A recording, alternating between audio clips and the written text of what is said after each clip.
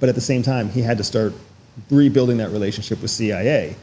And the reason that that private intelligence industry grew so quickly was because guess what the CIA employees were doing from 2016 to 2020? Going to the private sector. Yeah. Because they didn't like working for Donald Trump. So, wow. So with Trump being in that position and CIA being all information and intelligence, how do they negotiate with someone who they don't have more power than, who's just saying, hey, I'm not listening, who could be operating with secrets he don't know he operating with that's more risky than he can even consider? And that is exactly the problem that I don't think has been solved yet after that 16 to 20 period.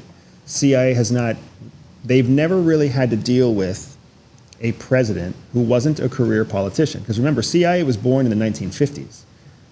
So from the time that they've been in existence, they've always had career politicians as presidents. Right. So they've always had a history of government service. So when somebody comes into office, they don't really have that many secrets. Right. And they're certainly not usually tied heavily to foreign powers. Now, if you recall, Bush had connections with the Middle East. Cheney had investments all over the world. There have been connections between the Kennedys and Europeans. Like, there have always been foreign connections. But the question of whether or not a foreign intelligence service controlled the president, the first time that ever came to light was with Trump.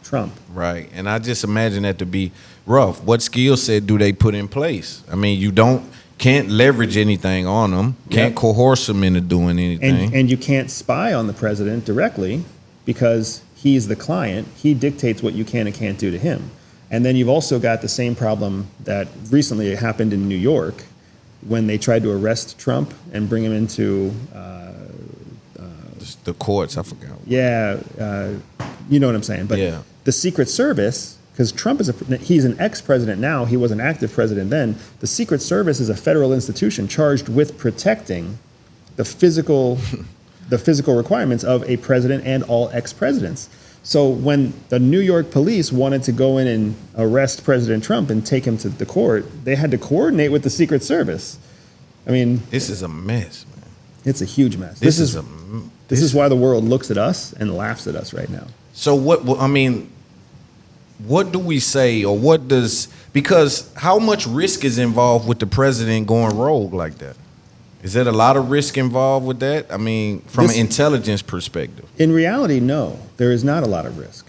It's ideologically infuriating to think that your president might be under the control of the Russian intelligence service. But in reality, the president is just one part of government. The president doesn't get to do much without buy-in from Congress or the Senate or the approval of the courts. They don't. The courts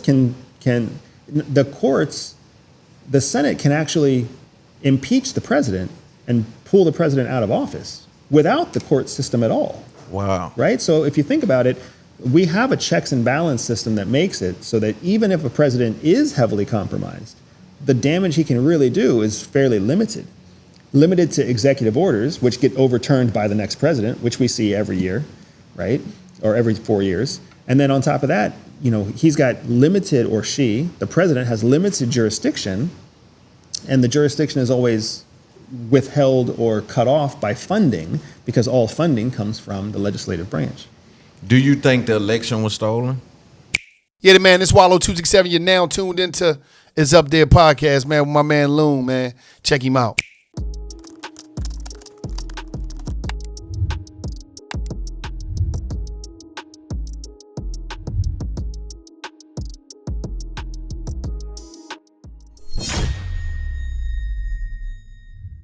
What's going on? It's your boy Big Loon. Right now, if you looked at this clip and you enjoyed it, hit subscribe. Watch the next video. We on the road to 100K subscribers on YouTube. If you're a fan, come to Patreon. We got exclusive videos there, and also the show with just me alone. Salute to the supporters.